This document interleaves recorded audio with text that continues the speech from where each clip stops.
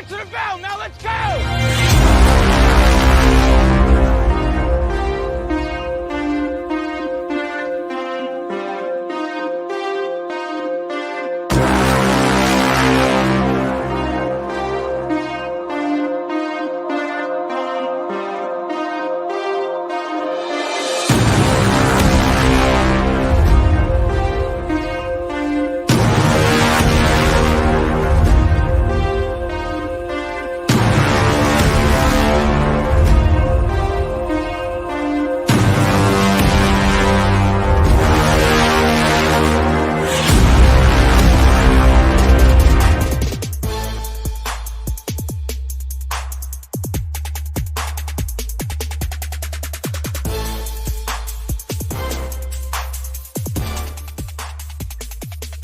Welcome in, folks, to Main Street Sports today, presented by Mid-Tennessee Bone and Joint. I'm Chris Yao, joined as always, most of the time.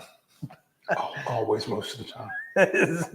Mo Patton, and boy, what a fantastic Friday show we have coming your way. Looking very much forward to it as we have a fantastic lineup of guests today as we continue college football previews. It's the last Friday of high school football that doesn't count. It has been a good trip to Indianapolis for the Nashville Sounds to this point. So it's going to be fun to talk about today. We have a fantastic lineup of guests, including, of course, Jeff Him, as the Sounds are on the road. So that means we get the play-by-play voice of the Nashville Sounds. We'll also talk at 3 o'clock with, I guess, relatively new. I think he's the newest team member at Main Street Preps, and that's David Wilson. He's going to join us and talk about tonight's Robertson County Jamboree. Yes, it actually is. It is a jamboree, and we do know that Kirkwood, right, is involved in this thing. Mm-hmm. They'll be at East Robertson tonight. And I don't remember. Taking on Greenbrier. Greenbrier, that's right. So it's going to be a lot of fun. We'll talk to David, get a full schedule on that, and get his outlook on what's to come in Robertson County with high school football. And of course, we continue again SEC football previews. It's Ole Miss today, and we have Michael KATZ joining us to preview the 2023 Rebels. What's up Lane Kiffin's sleeves this year? Well, Michael will let us know. So looking forward to it, and so much more coming your way. Of course, though, Mo, we have the last rundown that won't be full of high school sports until, Memorial Day? At least. Yeah. So, yeah, we've got the weekend's schedule as well as yesterday's results, and we'll give them to you on the rundown. The Friday Rundown is brought to you by Chip Walters of Exit Realty, Bob Lamb and Associates. The voice of the Blue Raiders also wants to be your trusted advisor in real estate. Excuse me. Contact Chip at 615-542-1915 or through his website at choosechip.net. Chip Walters, proud to support youth sports across Middle Tennessee. Major League Baseball action yesterday. Pirates take a split of the series with Atlanta 7-5. It was the Orioles 5-4 winners over the Astros. Cardinals 5-2 against the Rays. So if you scored 5 runs yesterday, you were good to go, unless you were the Braves. Minor league baseball action. Again, the Sounds having a good trip up to Indianapolis as they get a pair of wins in the doubleheader, 8-0, and then 7-1 in the nightcap. WNBA action. The Indiana Fever down the Minnesota Lynx, 91-73, with the Mercury 90-84 winners over Connecticut. Man, Phoenix is coming on now that Griner's back. Karasi's in the groove, coming off that injury. The Mercury might be a team to watch out for coming down the stretch. Seattle 68, Atlanta 67. In the NFL preseason action, it was the Texans 20, Patriots 9, Seahawks 24-13 winners over Minnesota. tonight's schedule. There is high school football that counts to be seen tonight as Zion Christian opens its 8-man football regular season with a trip to Riverside Christian down in Fayetteville. Game time is 7 o'clock for that tilt. Major League Baseball action this weekend. The Braves open a 3-day, 4-game series at Citi Field against the Mets. Tonight's game is at 6:10. Can be seen on Bally Sports Southeast and on Major League Baseball MLB Network. Other games, other series this weekend. New York Yankees are at the Miami Marlins. Cincinnati is at Pittsburgh. The Cubs are at Toronto against the Blue Jays. The Angels go to Houston. Milwaukee is at the White Sox. And it's the I-70 series between St. Louis and host Kansas City. Minor league baseball action. Again, we'll be talking to Jeff Hem here in just a bit. The Sounds continue their 6-game series up at Indianapolis tonight. WNBA action tonight. Chicago's at New York. That's at 7 o'clock on ION. And the doubleheader on ION with the 9 o'clock nightcap is the Washington Mystics at Las Vegas. Tomorrow, 6:30 on Bally Sports South, you can catch the Atlanta Dream at the LA Sparks. And at 7 o'clock, it's Connecticut at Dallas. On Sunday, ESPN, 2 o'clock, New York at Indiana. You'll have Chicago and Washington at 2 p.m. as well. That's on ESPN3. On NBA TV at 5, it's Phoenix at Seattle and Atlanta at the Aces. At 8 p.m. on CBS Sports Network. The Axe. NFL preseason action tomorrow, high noon, Fox 17. Titans led by Terrell Williams taking on the host Chicago Bears. In soccer action tonight at Geodis Park, the League's Cup quarterfinals? Semifinals. Minnesota United comes to town to take on NSC. Again, that's a 7:30 first touch over at Geodis Park. And in NASCAR Cup Series action on Sunday, it's the Verizon 200 at Indianapolis. The flag drops at 1:30, and that can be seen on NBC. That is your rundown.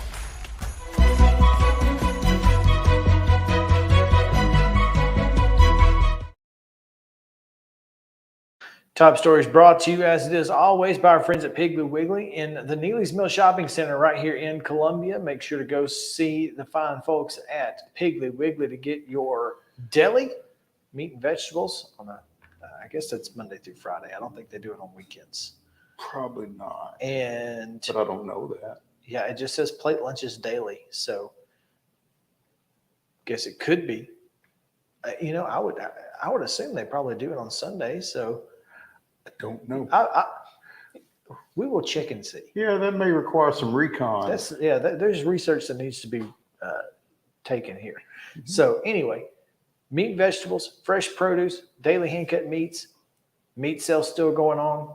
Wherever that truck was, there's meat available. So make sure to go check them out. Today, Mo, I saw a tweet that Washington State University and,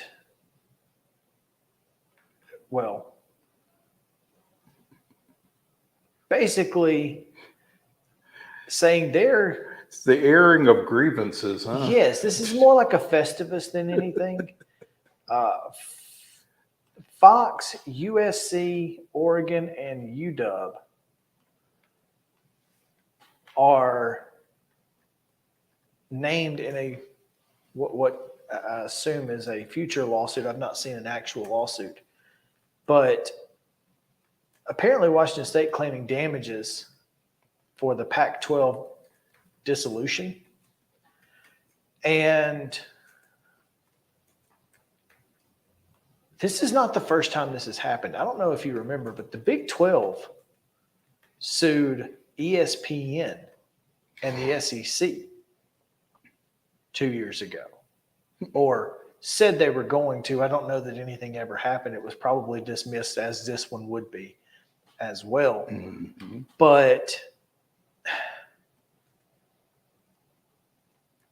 in the event that this were to go to some sort of trial, do you think they might actually have a case, since USC was the team that USC and UCLA blocked expansion only to leave? I would think the statute of limitations, such as it is, may have run out on USC's vote to block expansion, though. Wasn't that back in Would have been 2010? no. This is they blocked expansion in 21 after Texas and Oklahoma left. Oh wow! Yeah, Fox offered the Pac-12 the same deal that the Big 12 eventually got. Mm-hmm. And USC was, and there was supposed to be expansion involved in that. UCLA. Well, also though, mixed that. The Pac-12, when the ESPN offered $30 million per school, the Pac-12 wanted $50 million per school, so that's why that went away. Yeah, but who were the culprits behind that decision? That ask? Was it Kliakoff? Was it USC? It's a good question. And I mean, I feel like there's no case here necessarily against anybody other than potentially USC, UCLA, because they would have negotiated in bad faith to a degree. But this is interesting, and I'm not sure why Fox would be involved in this, Fox Sports, as they didn't really do anything. They offered you the same thing that someone else got. It wasn't like they offered you nothing. So I don't know. I just feel like this is an interesting situation that we find ourselves in, mainly because, conference realignment could end up in, there will be lawyers, as you have said on a number of occasions, with Florida State situation. Right now, the Pac-4 is kind of in a wait and see mode with the ACC. But if not the ACC, then the American Athletic Conference has already said, we want you, we'll take you, we'd love to have you. Mm-hmm. And outside of the ACC being a, quote, Power 5, and obviously there would be a little more money on that side, but how much more remains to be seen, because, it doesn't really make a whole lot of sense. But geographically, the American Conference seems to make a little more sense, because at least they have some teams in the Central Time Zone. And I don't know. I mean, what would you do if you were, and let's say money's not an issue here, what would you do if you were a president / athletics director at one of these Pac-4 schools? Let's go Washington State, Oregon State, because I think Cal and Stanford have a little bit different motivation. That's a good way to put it. I think they've got different motivation. I think they've got different priorities. You said statute of limitations, and it started trending on my computer. You said it out loud, and it started trending on Twitter. Nobody's listening though. I don't know. I don't know. I think Washington State would like to be somewhere as comparable to the Big 12. As comparable to the Pac-12 as possible, just in terms of status and perception. And I don't think the AAC has that. And so I think that's going to be the biggest hang up there. I don't know how easy or how hard a sell the AAC is going to be to Washington State's fans. Now, maybe they are realistic enough to realize at this point it's any port in a storm kind of thing. But I don't know.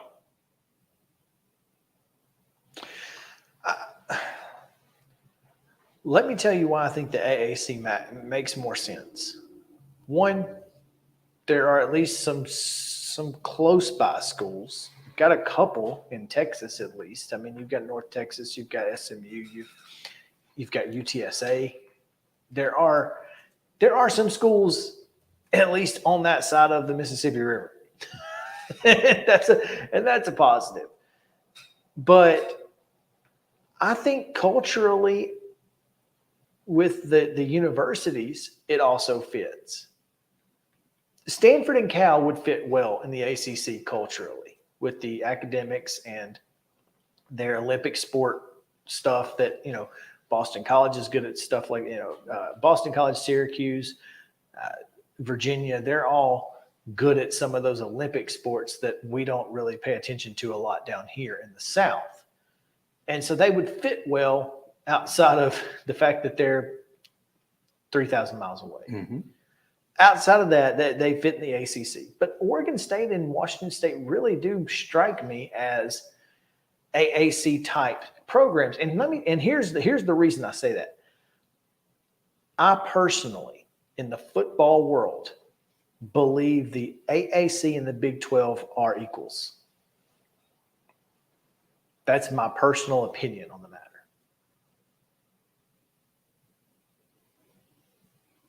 Think about the big time programs. I mean, as I sit here and I look at the composition of the American Athletic Conference, which includes Alabama, Birmingham, Charlotte, East Carolina, Florida Atlantic, Memphis, Navy, North Texas, Rice, South Florida, SMU, Temple, UTSA, Tulane, Tulsa, and I guess this is Wichita State, which does not have football. Thanks, Ted Lasso. I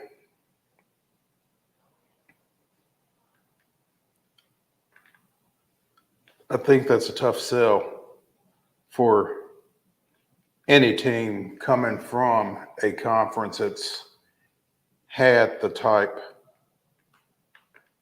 programs that Washington State and Oregon State have competed against traditionally. I mean, none of these teams are going to sell tickets. No. But you're not getting into the Big 12. And with the ACC, probably. When you get Florida State and Clemson. But is Boston College going to sell any more tickets than SMU? No. So, I mean, I feel like that's kind of where we're at.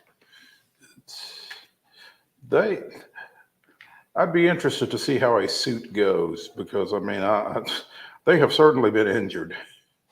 I agree with that. I feel like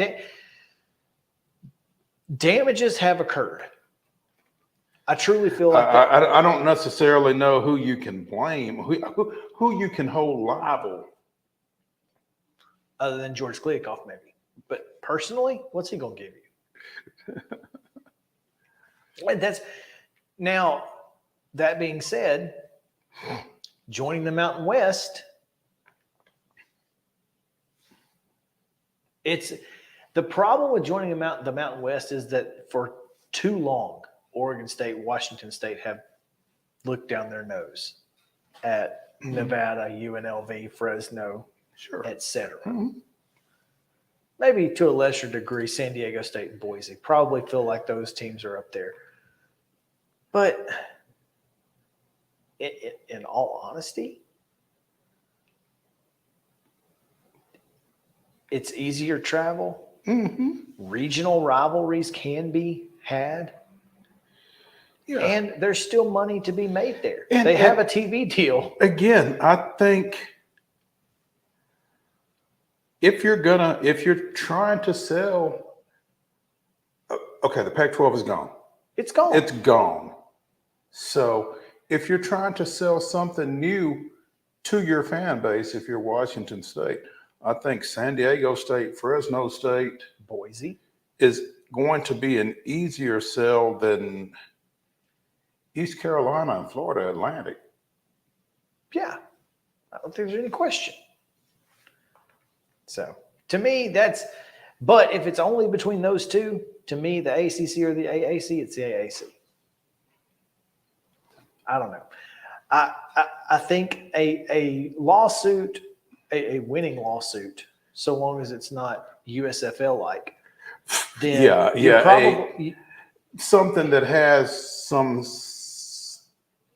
substance to it could be a unique factor in all of this. Yeah, when we talked to Matt Brown earlier this week, though, he brought up a really good point and something that I hadn't thought about in terms of, Mountain West / Pac-X, in terms of those basketball tournament units.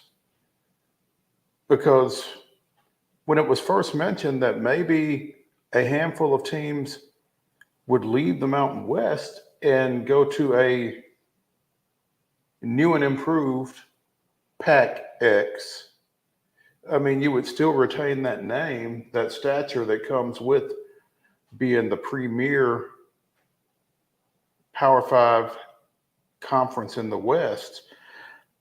But there's a lot of money to be lost there for those Mountain West teams for a pretty good while. So this is a mess, man. It really is. Yes, it is. Let's take a break. Jeff Him is standing by.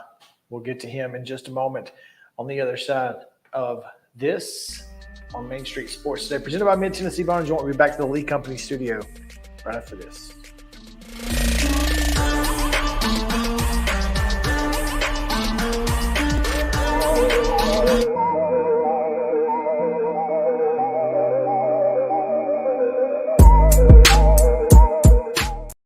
Mid-Tennessee Bone & Joint treats your orthopedic injuries and existing conditions. Our trained physicians will get you back in the game faster.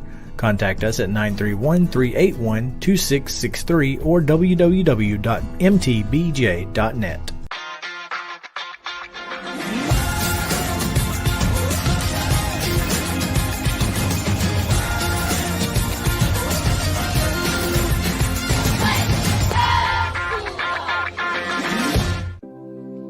Custom Stone Handlers supplies over 600 distributors and suppliers with quality stone products. Along with River Stone, we produce and distribute over 100 building, landscape, and other bulk products.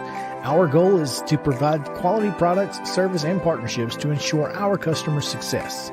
We firmly believe that the measure of any person or company is how they treat other people and customers.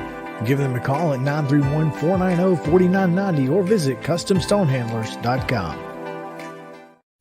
With Lee Company technology, the best handymen are hands-off.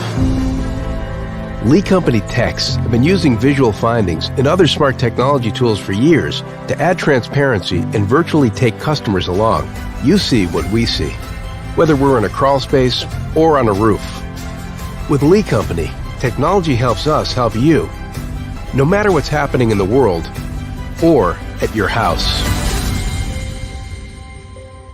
You can't see the sights without the sounds.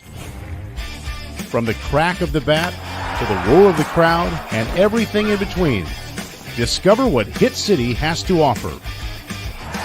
Spend your nights cheering on the Nashville Sounds at First Horizon Park with giveaways, fireworks shows, theme weekends, and more.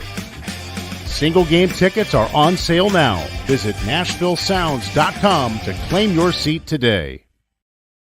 Piggly Wiggly, located in Neely's Mill Shopping Center, is Columbia's locally owned and operated Cost Plus 10 grocery store dedicated to serving the community with low prices and smiling faces.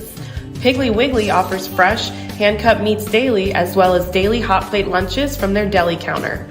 You're certain to see smiling faces and a helping hand when you're here at Piggly Wiggly. Come by and check out our fresh produce, high-quality meats, and more. Down home, down the street, we'll see you at the Pig. Mid-Tennessee Bone and Joint has been the official sports medicine provider for Murray County Schools for more than 40 years. We specialize in orthopedic service, and our Ortho Quick Walk-In Clinic lets you bypass the ER. Visit us online at www.mtbj.net.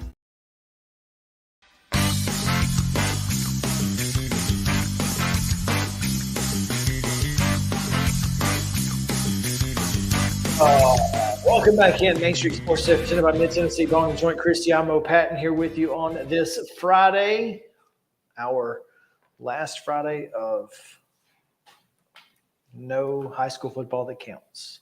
Although we will be out tonight, so don't forget to keep up with us on Twitter at @MoPatton_sports, at ChrisYao14. You'll be at Columbia Academy. I'll be at Columbia Central, and we've got some scrimmages that we can keep you updated on. If you're into that sort of thing. We probably should have been tweeting last night.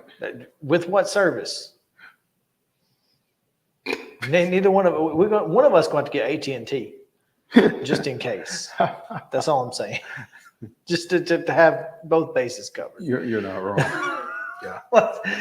Oh, in Indianapolis, they have plenty of service, and that's where Jeff Hem is coming to us from. And Jeff, it's been a good week for Nashville so far. Hey guys, happy Friday. How's everybody back in Nashville? We're good, and it seems everybody in a Sounds uniform is good in Indianapolis.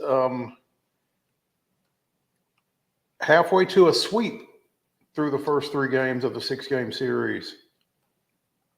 Yeah, it's been a good start to this series. I was just looking, the last time the Sounds won a series, it was back before the All-Star break. They've had 2 losses and 2 splits out of their last 4. So nice to be on the road when you've already taken the first 3. That's house money going for a series win. And this Indianapolis team, we always talk about where's the parent club in their situation, because 9 times out of 10, that is going to have a dramatic effect on what the AAA roster looks like right now. And the Sounds lost some guys at the deadline with what the Brewers did. Indianapolis didn't lose guys to other organizations necessarily, but there are some guys who are now up with Pittsburgh, who, if the Pirates were in the race still in that National League Central, probably would still be down here. Great for the players, of course. Any big league time is good time, no matter how you can get it. So good for those players that would otherwise be in Indy. But they're a little bit thin here. They've had some really troubling injuries to some key guys. They do hope to get like O'Neal Cruz back in September. We're talking about the Pirates, not so much Indy. But that has a trickle-down effect to your AAA roster. So this is the only time this year we see these guys. And so you sort of, in my world, you do your prep and you're reading up on kind of aerial view of the Pirates and the Pirates system. And most of the names that I'm seeing in the prospect rankings and just kind of looking at the Pirates system as a whole, most of them are not here with Indianapolis. They're either in A-ball or they're at AA or they're in the big leagues because of opportunity that has come about in the last few weeks since the Pirates have fallen out of the race. So it's interesting to just kind of look at them and see the team here. We did see a really talented young arm for them last night in game 2 of the doubleheader. Jared Jones, high school draft pick a couple of years ago by the Pirates, throwing a pretty effortless looking 97 to 98, but his command was wavering. And that was the theme of the doubleheader last night. The Sounds getting 2 wins, 8-0 and 7-1. And a lot of the runs were basically handed to them by some walks and some free bases from the Indianapolis pitching. So the Sounds, I think, are catching this Indy team at a good time, but the Sounds also need wins, and they've got some guys who are still trying to play for things. Even though the trade deadline is in the past and the Brewers are in their division race, there's always something to be playing for at AAA, because you're not just playing for your current organization, you're playing for the other 29 teams. And a good example of that, Tyler Naquin got traded on Monday to the White Sox, who then put him on their 40-man roster. Again, like the Pirates, totally different situation for what the White Sox are in compared to the Brewers, who probably weren't, as it turns out, going to call up Tyler. he ends up getting an opportunity now with the White Sox, and it's a good reminder that trades are still allowed post-trade deadline. You just have to be trading with guys who have not yet been in the major leagues this year. If you have not played in the major leagues this year, you can still be traded either for cash considerations or in exchange for another guy who's not been in the big leagues. So minor league trades can still happen. And we see a guy like Naquin now getting maybe a better opportunity for his standpoint to get to the big leagues with the White Sox. So shuffling can still happen. Guys can still, of course, come up from AA. And we've seen that in the last week. So it's always busy at AAA, even after you think things would calm down after the trade deadline and the draft. But it really never calms down at AAA with transactions. Jeff Ham, the voice of the Nashville Sounds, joining us here on Main Street Sports today, presented by Mid-Tennessee Bone and Joint.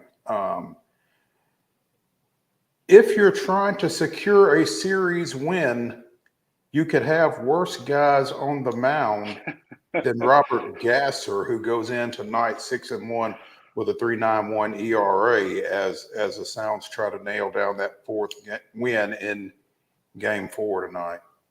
He's really been fun to watch. The league leader in strikeouts, just 24 years old, one of a few Brewers prospects on this Sounds team. I caught up with him the other day after he had a really good outing his last start back at home against Durham.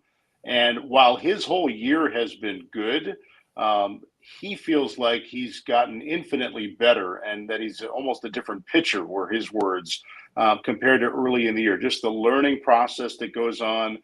Thankfully, he's been healthy all year, taking that ball every single series, facing big league caliber hitters and a lot of guys who've been in the big leagues. This level is a separator. Nothing against AA, it just is. Because whether it's a pitcher facing batters or batters facing pitching, you're seeing so many guys who've already been to the big leagues. You combine that with how precise you have to be as a pitcher in the automatic ball strike system zone, which is as tight as a zone as you'll see in baseball right now, because it's black or white. It's either a strike or it's not on those days that the umpire is not interpreting balls and strikes. So all those factors have really kind of sped up, I would say, the learning curve for a talented pitcher like Robert, who's young and just stockpiling starts and innings and repetition and learning from the rough outings and trying to string together the good ones and the travel and just the everyday nature of it. And he's so good at keeping himself ready in between starts. He's got what he feels like is a really good routine and a process. There's so much that goes on for these guys behind the scenes in between outings so that they can have a full, long, healthy season. So the whole body of work has been impressive for Gasser. The individual pitches are great, and he's got big league stuff. But the rest of the package that comes with him and how it's gotten better and better as the year has gone along is really fun. The Brewers have just kind of left him alone from a standpoint of movement. He's been here all year.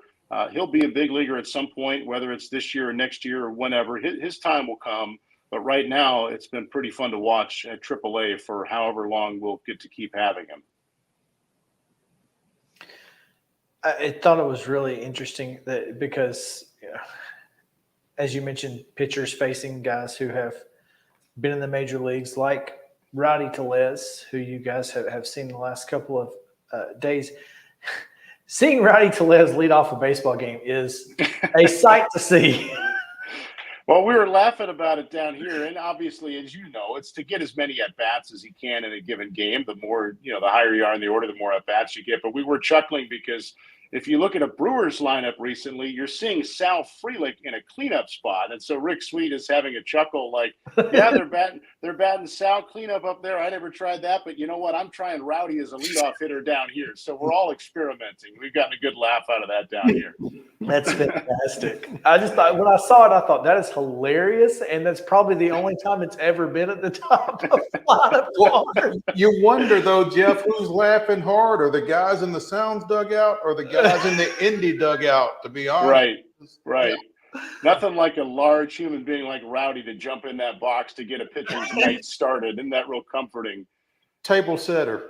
Yeah, that's right. Table setter. Get him on and then get him over. Well, he's not going to steal, but get him over some other way. Yeah, you're gonna have to string a few together to get rowdy in, I'd say. Yes. Yeah. Let's talk a second for a guy who is no longer a Sound. John Singleton has really caught some attention on a national level, getting back up with Houston here recently, where he had enjoyed some success, or in an organization where he had enjoyed some success in the early stages of his career, and he's really kind of come full circle now, getting back over there. When he left the Brewers organization, it certainly wasn't on bad terms, it doesn't sound like. No, not at all. Not at all. I think, and I'm glad you brought up John. I'm always up for talking about John Singleton. I've loved getting to be around him the last 2 years when he was a Sound. I think his story is just great because you mentioned the Astros. I mean, that's his original team, and that's a team that gave him a big contract when he was really young. And John will be the first to tell you that's also the organization he was with when he went down a bad road, and he has righted his life in all kinds of ways. And it's never too late for somebody to do that, whether it's a professional athlete or not. And John took responsibility, and it had to come through John and John's hard work, and the support system around him, of course, is a big part of that too. But it's got to start with the person who's going through it. And John got his life turned around, and he could have gone overseas at some point this year, or even I think last year after the season he put together with the Sounds, and made good money and gotten to the highest level internationally in that regard. But he wanted to stay in the States. He wanted the full redemption of getting back to the big leagues, not just getting a big contract again or whatever that might look like financially. He wanted to get back to the big leagues. He did it with the Brewers. He also got a pretty good amount of at-bats with the Brewers. I mean, they didn't give him a ton, but they gave him more than just once a week go pinch hit. And he just didn't produce. And if I were to talk to John, I'm sure he would say, look, yeah, I didn't get it done with the Brewers, but they gave me a shot. And now the Astros are giving him a shot. And ultimately it does come down at the big league level to productions. It's a great story. It's a great headline. It's overall a wonderful outcome for him to get back. But at the end of the day, it's also not a charity call-up. They want you to produce, and John deserves a chance to try to produce at the big league level. But he left on great terms with the Brewers. He signed back with the Brewers this year after briefly being a free agent this past offseason. And he told me, hey, I felt like when you go to somewhere new, you've got to restart again with all the people proving that you can do it. He said, while the Brewers didn't call me up last year, meaning 2022, he said, I felt like they already know what I can do. And I liked that this year in 2023, I didn't have to start from scratch with them again. And there's an element of that going to the Astros where he knows them well after he became a free agent. So you root for guys like John. You root for anybody who's going to get a big league opportunity, whether it's with the Brewers this year, since that's the Sounds parent club, or somewhere else. Weston Wilson is a fun one too this week. On a night where he got overshadowed for good reason by a Phillies no-hitter, hits his first big league homer in his first big league at-bat, and he was a really impactful Sound the last 2 years. And just they had a log jam in some of those positions. Teams have to make tough decisions. They can't keep everybody. West became a minor league free agent, signed with the Phillies. And again, we talk about earning a chance like with John. West was putting up great numbers at Lehigh Valley, so the Phillies gave him a chance. 28 years old, never too late to get to the big leagues. And he hits a home run on a night where the Phillies throw a no-hitter. And, I mean, just those stories just never get old. That's the fun part of AAA, whether it's your team, another organization, whatever. Those stories never get old. The Sounds finish up their 6-game series in Indianapolis, 6:05 tonight, and tomorrow night, 12:35 Sunday afternoon getaway day, and then come home for 12. 6 against Charlotte, that's not right. Come home for 6 against Charlotte, then go to Gwinnett. You got it, fundamental, Jeff. Oh, tell me about it. I struggle with it every day. Yeah. Yeah, it's crazy. We're down to 39 games left, including tonight, and only 18 more at home. So catch us while you can, including next week. Hey, well, and very important information here. The Music City Mashup tickets. You've got opportunity to not only see a Sounds game against the Knights next week on the 20th, but you also get a ticket for the Oilers and the Falcons. As it says Titans here, but we know that they're going to wear the Oilers jerseys that night. You can get a ticket for just $80, get you both games. Sounds Knights, Titans Falcons. Pretty good deal. It is. We've had something similar for a couple years now, and it's been a good response. And we've got some great friends over at the Titans. It's a cool combination. And I mean, when those Oilers uniforms just remind me of my youth too. I'm all for them wearing those as often as they want to wear. I'm up for any throwback. So, yeah, we can talk Oilers for sure. Maybe y'all could wear some Oilers throwbacks one night. Be the player, I think. There you go. I think it would. I think that would look slick. You could take those Brewskis uniforms and just instead of yellow, just put red, and you'd be good shape. Well, yeah, and it's those throwbacks we do wear from the early days of the Sounds are so cool and so popular, and there are some folks who want that to be our full-time uniform. But I also wonder, like, as time goes on, like, do the Sounds go to different eras of Sounds baseball with throwbacks? Because they've changed the look a few times from '78 to 2023. So you're making me think of like, well, that was early 90s-ish, at least for me, thinking of the Oilers days before the Titans, and maybe the Sounds were a throwback some years soon of the early 90s days. They have definitely had some different iterations, and so the black and red with a little bit of the yellow. That's what they had when I first got here with the Sounds Note logo, which is really cool. But they've all looked good. Yeah, for sure. So I've liked them all. I like our current stuff the best, though. I mean, I'm a navy and red. I mean, that's a clean, classic look. I love the current colors. Number one for me. With that Boston-esque font with the N is so good.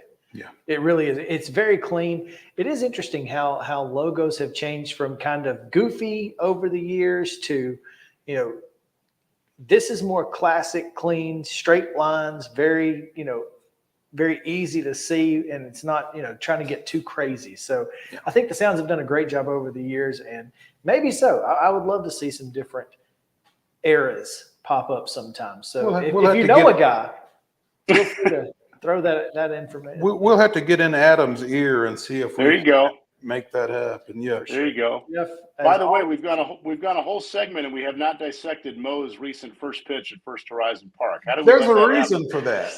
Oh, okay. I mean, you saw it. How'd you feel? Well, I mean, the scouts were buzzing about it afterward. I mean, I'm sure. Yep. No, Mo. What did you, Mo? You had a great line though. What did I text you? I said something like the radar gun is on, and what did you say? Hourglass. Hourglass. Yeah. Oh man, Jeff, we appreciate you taking time and enjoy your trip in Indianapolis. I know you guys are having a good time so far. So good luck. Hope it continues. I appreciate you guys. Talk to you soon. Thanks, Jeff. See ya. All right. We're going to take a quick break here on Main Street Sports Today, presented by Mid-Tennessee Bone and Joint. When we get back, we'll talk about the Atlanta Braves and maybe the Rome Professional Baseball Club as well. The Rome Professional Baseball Club. I like that. We'll be right back to the Lee Company studio in just a moment.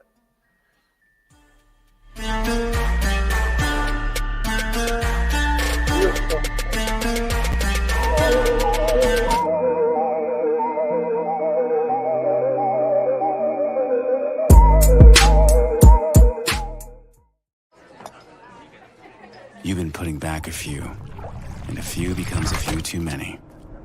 For a moment, you think about calling for a ride. Nah, you live nearby.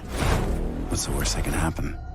You get pulled over, your insurance goes up, you lose your license, you total your car. kill someone. There is nothing better than drinking an ice-cold beverage while taking in a Nashville Sounds baseball game. Hi, I'm Stephanie Miller with Mornings on Main Street. The Nashville Sounds and Main Street Media Television have teamed up to promote Sunday Family Fun Day here at First Horizon Park each Sunday home game.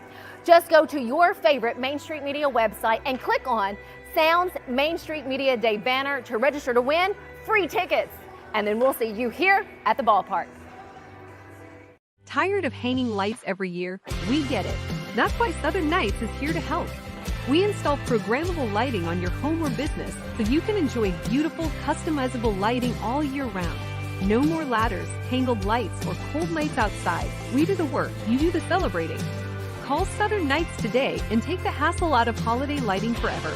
For a free quote, give us a call at 931-241-3074 or visit our Facebook page at Southern Nights.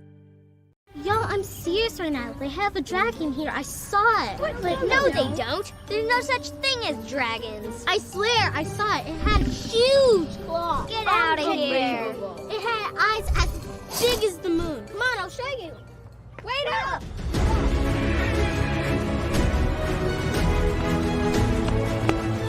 Do you hear that? We're almost there. Whoa! I told you so. That is a dragon. Let your child play like the pros this fall season and join Titans Flag Football in their NFL Flag Football League. Titans Flag Football is no contact, easy to learn, convenient with teams meeting once per week for practices and games on Sundays. And we cannot forget it's ridiculously fun.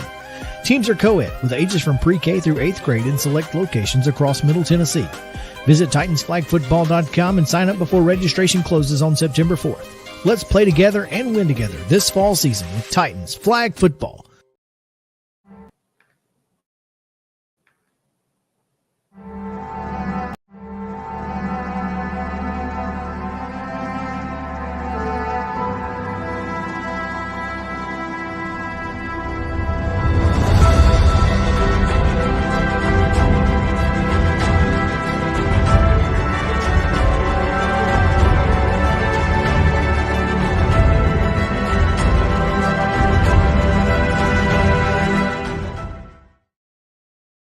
August 11th, 1961, Milwaukee 40-year-old southpaw Warren Spahn limited the Cubs to 6 hits in a 2-1 victory, the 300th of his stellar career. Spahn, the 13th pitcher to reach the milestone, went on to post 363 wins, the most of any left-hander. That was this day in Braves history. That's interesting. He won 63 games after turning 40. Actually, more than that because he won at least 64 after turning 40. That's a heck of a stat right there. Pitching every 4th day. And that does help with, obviously got to win them, but it does give you a few more opportunities. I'd be curious how many he lost after he turned 40. Probably more than before he turned 40. I mean, relatively speaking, on an annual basis. But that's interesting. Warren Spahn, man, solid. Warren Spahn doesn't get the love he really deserves among the all-time greats. I feel like 363 wins. That's a lot. And again, wins meant something back then because you pinched the whole game more times than not. That's why wins were important at that time. So, wasn't a lot of no decisions back then. No. You finished what you started just back about then. So Cy Young won 511. Walter Johnson won 417. Grover Cleveland Alexander and Christy Mathewson with 373 each. Pud Galvin with 365. Warren Spahn with 363. So he has the 6th most victories ever. And he probably pitched the latest of any of these guys. What did you say? 500 and what? 11. But I mean, again, that was back when you threw every day. Yeah. Yeah, you just went out there every day. Yeah, until you couldn't. But against that backdrop, man, it's really wild that Greg Maddux won 355. Wow. And pitched into, did he pitch into early the 2000s? Yeah. He was a Padre in 2001, I think. Yeah. So that is something. Man. 363 wins. It's a bunch. It is. Braves have a 4-game set against New York. And speaking of pitchers, it's going to be an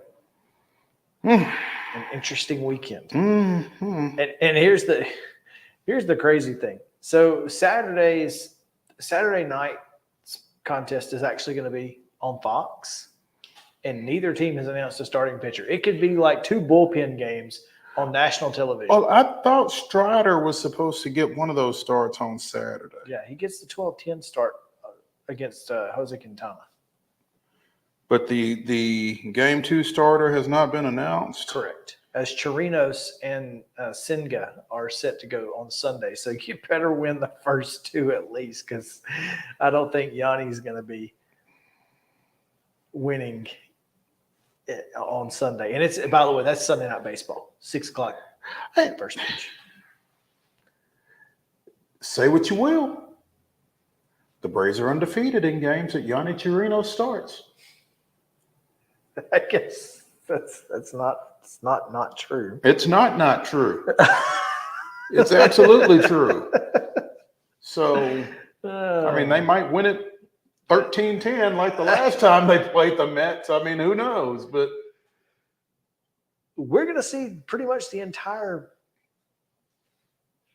staff in this one outside of Max Fried, who will not go until Monday at home against the Yanks.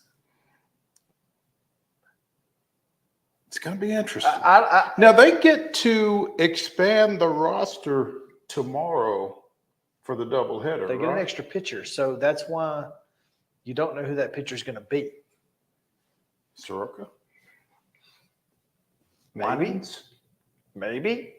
It could literally be anyone. Anybody. The weird thing is, like we should kind of know this because they're in New York. Like, should know. You don't know. Instead, we're sitting here, among waiting to find out, who's going to be pitching in a doubleheader, and it could be, if it's not Soroka, what does that mean? When did he last go? First of all. Gosh, I don't know. Because it might not be, it might not be his day to go. Yeah, there's that. But you got to feel like it's either Soroka or Winans. I mean, they're already on the 40-man, right? Mm-hmm. So I don't know. Let's see. Dylan Dodd goes tonight for Gwinnett. Okay. Soroka's last start was the 21st.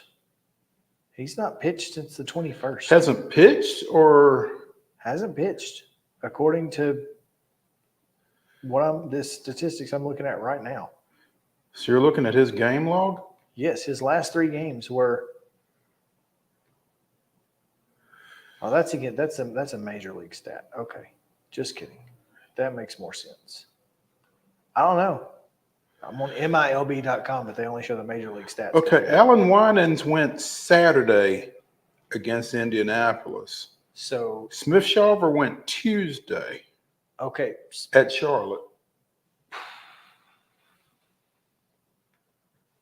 I don't know. I mean, Ben Heller got the win Friday against Indianapolis. But I'm sure he didn't start. Who was the starter for Gwinnett in that game? Soroka started that game. Okay. So he So might be in line for this start. All right.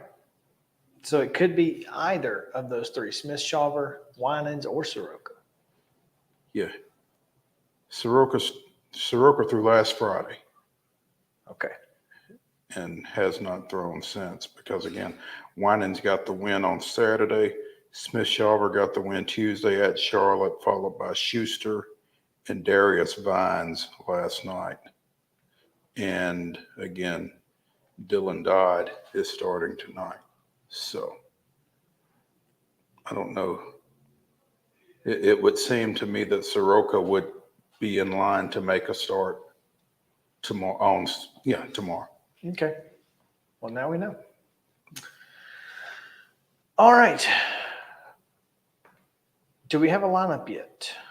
I haven't seen one. I've not seen one.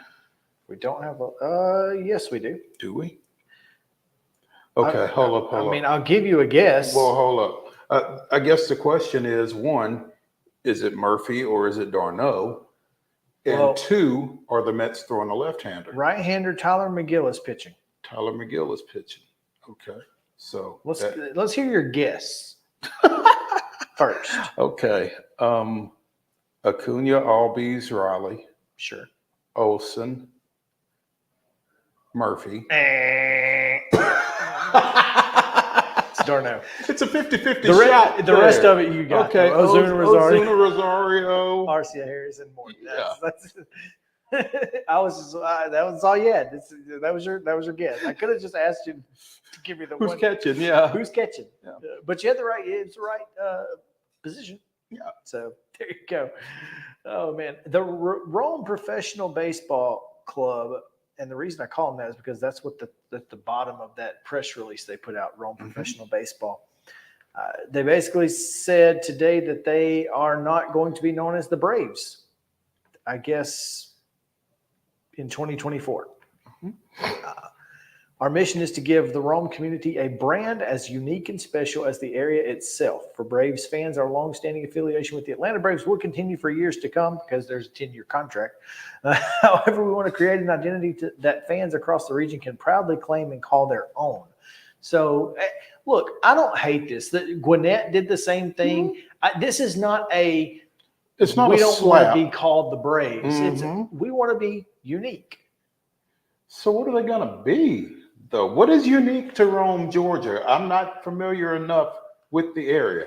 I mean, I told you what my guess was, carpet makers. I think that's Dalton, though. That is Dalton, Rome. Which is similar, close by, but not really. What do we know about Rome that would allow us to come to a conclusion as to what a good nickname would be? My favorite that someone put out there was the O's and Juliets. Thought that one was my favorite. Their heritage and history, we've got the Chieftains Museum, so you could still play into the Native American thing with chieftains. You've got the Capitoline Wolf, which is a statue in front of City Hall, so it could be the Wolves. The Rome Wolves. Cave Spring Cave. The Rove Cavemen? With a big club? Spelunkers. I like cavemen, though. That's good. That could happen. That could work. Make sure to send that in because I think they're taking all of next week. They're taking starting today, from today through the 18th, I think, at the website. Historic DeSoto Theater, because that's what we need. It's more DeSoto. I think Wolves make sense. I think cavemen would be a perfect minor league baseball. Yeah, especially these days. Name, yeah. I think that those two would be among my favorites based off of the brief history of their tourism website. I say go for it. Let's put them in. The Romans. The Romans. I really loved Rome O's and Juliet. So that was. It'd have to be EOs. Someone said Southern Charm Sports, Rome Romans. Yep. I mean, a lot of folks suggesting the Braves. You know that's going to be funny, right? Everybody's going to be. But this. Well, I mean, if they want to change it. How about the Gnomes? The Rome Gnomes. That's a West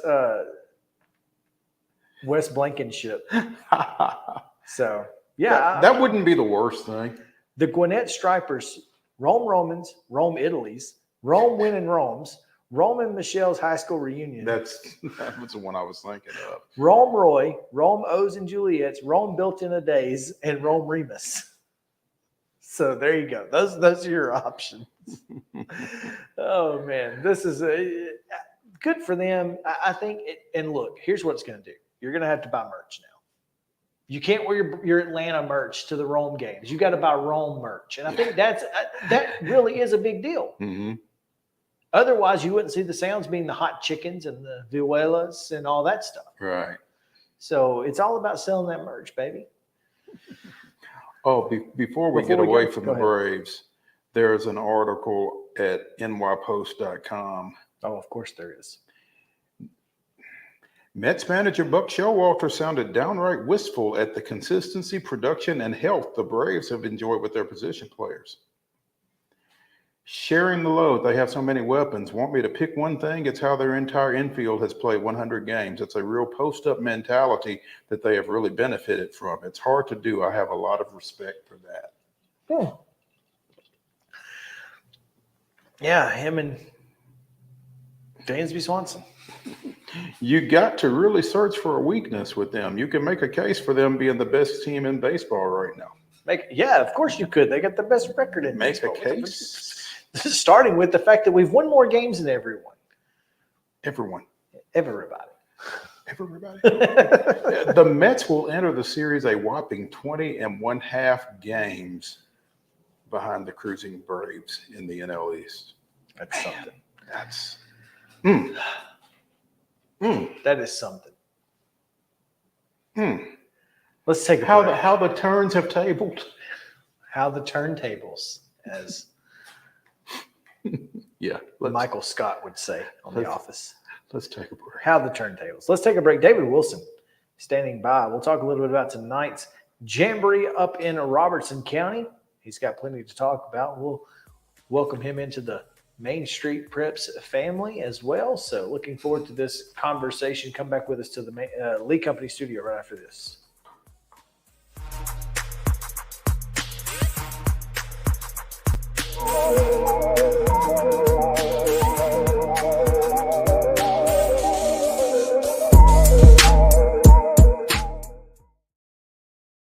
Mid-Tennessee Bone and Joint treats your orthopedic injuries and existing conditions. Our trained physicians will get you back in the game faster.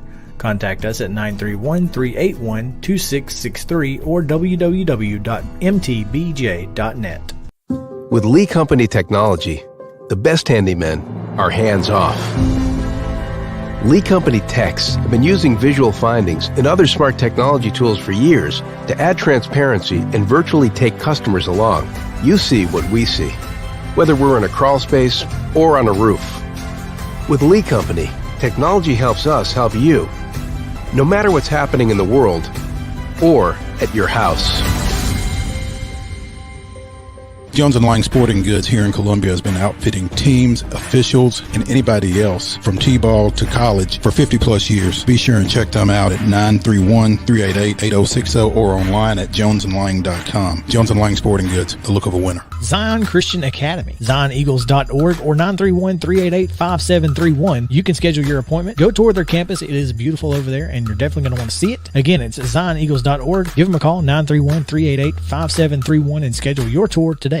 Did you know that up to 80% of us will experience back or neck pain during our lifetime? Many of you are offered surgery or addictive pain pills to relieve your chronic pain. At the Dr. Gill's Center for Back, Neck, Chronic Pain Relief, we have been leading the way to better health, naturally, and have helped tens of thousands of people right here in Middle Tennessee for the past 30 years. I came to Dr. Gill about 10 years ago after my local doctors recommended surgery. I knew about Dr. Gill and wanted to see if he could help me. 10 years later, I am pain-free, no surgery, and no pain pills. pills. Surgery is scary, and over 40% of all back surgeries fail, creating a cycle of surgery and pills. There is a safer solution to your chronic pain. Make the call to the Dr. Gill Center for Back Neck Chronic Pain Relief today and get your life back. This office visit is normally $299, but call today and receive your initial consultation, report of finding for just $49. But hurry, this offer won't last long. Call 615-768-8743. That's 615-768-8743.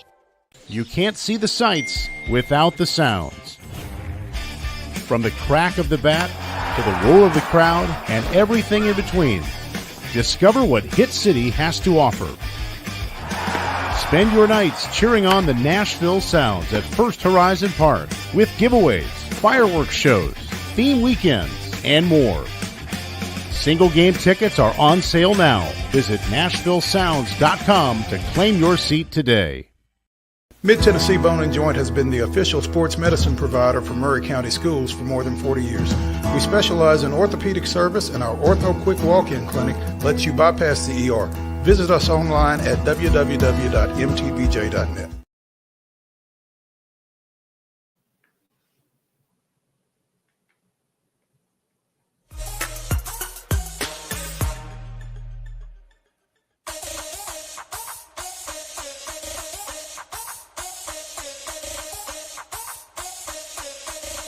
Welcome back to Main Street Sports Today, presented by Mid-Tennessee Bone and Joint. We're in the Lee Company studio here in Columbia, and we are glad to have you guys with us on this Friday as we are getting ready for the first weekend of high school football being played in normal uniforms.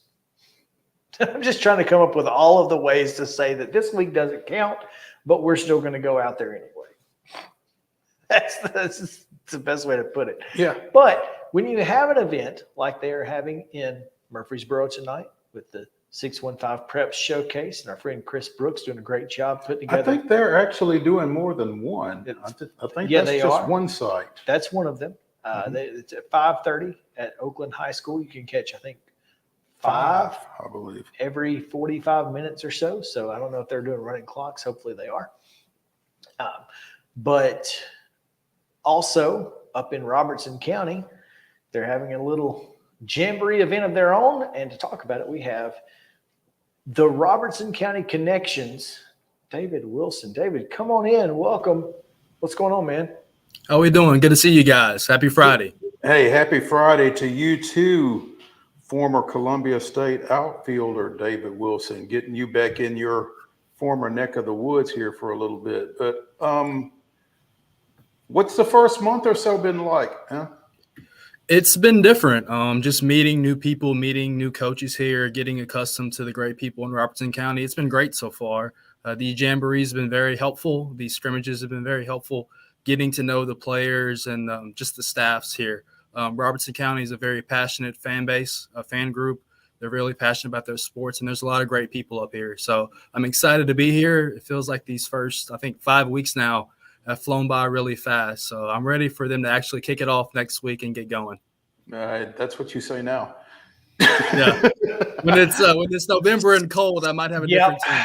Yeah, when the playoffs roll around, you got to put on 3-4 layers. It gets rough. Yeah. Hey, tell us a little bit about the Robertson County Jamboree tonight, where it is, who's matched up, and who you're looking forward to seeing. Yeah, so we got 6 games going on tonight at East Robertson High School, starting at 4:15 with Houston County and DCA kicking it off. Of the 6 matchups, we have 4 Robertson County schools going tonight. Joe Burns, Greenbrier, Springfield, and East Robertson all in action. The second game will be Joe Burns kicking off against Todd County, Kentucky at 5 o'clock, followed by Davidson Academy and Station Camp at 5:45. Kirkwood, the new school up in Clarksville area, kicking off against Greenbrier around 6:30, with Hendersonville and East Robertson to follow around 7:15, and then Rossview and Springfield to close it out around 8 o'clock. I'm excited to see different things. Obviously, Joe Burns, a new coach with Justin Robinson taking over for Tom Atkins. He's there 29 years, before I was born, to say the least. So he was there a long time.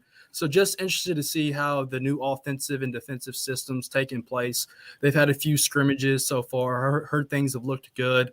They have a problem like so many other teams in our county has. Who's going to be their quarterback? on week 1. So they're deciding between Luke Miller and Amari Cotton at the quarterback position. Interesting to see how that battle shapes up tonight, see who gets the snaps to start off with and how they dictate that moving forward, going to their week 1 matchup next week against McEwen.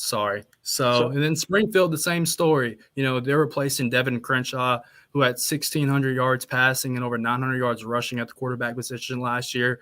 They're going to replace him with junior Parker Betts. So he's only had 1 career varsity start. Granted, it was a win last year against Portland, but just interesting to see how Springfield can maneuver that quarterback position as well.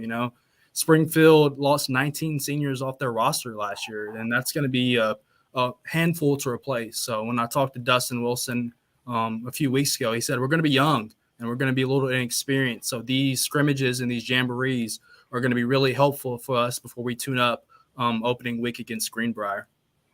And this is all taking place at? East Robertson. At East, okay. So it's the host Indians taking on Hendersonville, and that's, to me, an intriguing matchup when you talk about Class 1A or 2A, East Robertson? East Robertson's in 2A. Okay, and 6A, Hendersonville. So East Robertson, they were the Cinderellas of the Robertson County last year. They came out of nowhere with first-year coach Chase Brooks last year. School record 11 wins, first winning season since 2009, and got a region championship, first one since 2005. They're replacing Colin Cook at the quarterback position, and you had Zach Prince, who was a Mr. Football finalist last year, running back. They had 16 guys on their all-county team last year, 16. And they were bringing back 9 of them, headlined by Elijah and Isaiah Groves. We all know about the Groves family, how talented they are. They have an embarrassment of riches of talent up in Cross Plains. Of the 11 defensive players, they're bringing back 9 starters. So that defense is going to be nasty this year. They've been nasty so far during the scrimmages. So excited to see them. And, they're another one of those teams who's going to play the quarterback position. You're deciding between a senior and Matthew Swearingen, and then a freshman in Kason Young. Kason Young looked really good last week against Kirkwood in their scrimmage. We'll see who gets the opening nod next week when they travel to Liberty Creek. But Chase Brooks has said, grade doesn't matter. Whoever gives us the best position to win, who can command the huddle, he's going to get the start. It's interesting. And like I said, that's kind of an interesting matchup to me with that they're going to step up and take on a Hendersonville team that is a perennial postseason contender at the top end of Tennessee high school football in Class 6A. So the numbers on the sidelines will probably look a little different when those two teams step out there tonight. But David Wilson of the Robertson County Connection. I almost said Rutherford County. My bad. I thought you were going to say Wilson County Post. I was hoping you guys would bring me into the Braves chatter. I'm the big Braves fan. I got 2 questions for you. We should. I got 2 questions. You ready? Come on. So the lady was on fire when I got there, and I didn't do it. Ignore him. When Dylan Lee comes back to the bullpen, he's finishing up his rehab assignment in Gwinnett. Whose roster spot is he going to take in the bullpen? Man, you've obviously been listening to the show because that was something that we had been speculating at. I don't know if it's McHugh. I don't know. I don't know.